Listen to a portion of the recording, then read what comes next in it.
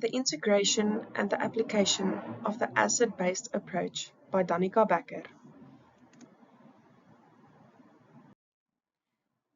This video will explain how teachers can use the asset-based approach to provide support in the classroom.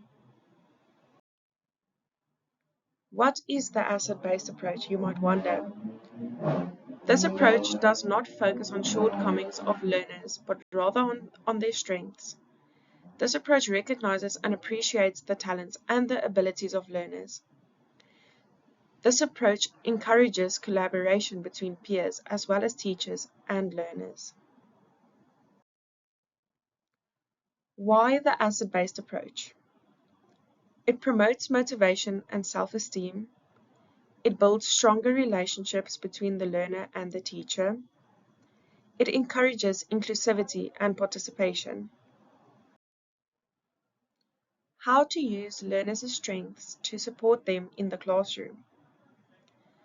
By focusing on a learner's abilities instead of their shortcomings, one can rely on their own abilities to strengthen their weaker areas.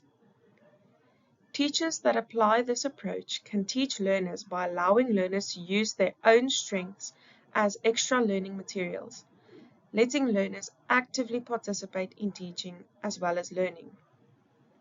For example, a teacher notices that a learner is good at drawing, but not very good at writing essays. The teacher then advises the learner to write about their drawing and what is depicted in their drawing, therefore using this learner's strengths to build on their weaknesses. How to apply the asset-based approach? Teachers can focus more intently on what each learner's strengths are. They can incorporate peer learning to strengthen this intervention. They can provide learners with different learning opportunities. They can make use of group activities to create inclusive environments and to incorporate the strengths of multiple individuals. Why this approach is extremely important? It is important because it encourages strength-based learning.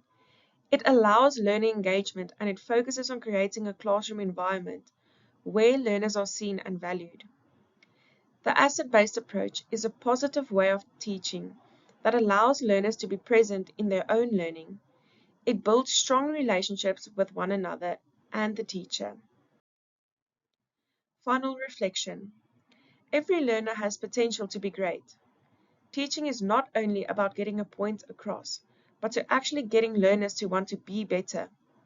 By using the asset-based approach, focusing on strengths and abilities is the mindset that allows both teachers and learners to grow. Thank you very much for your time.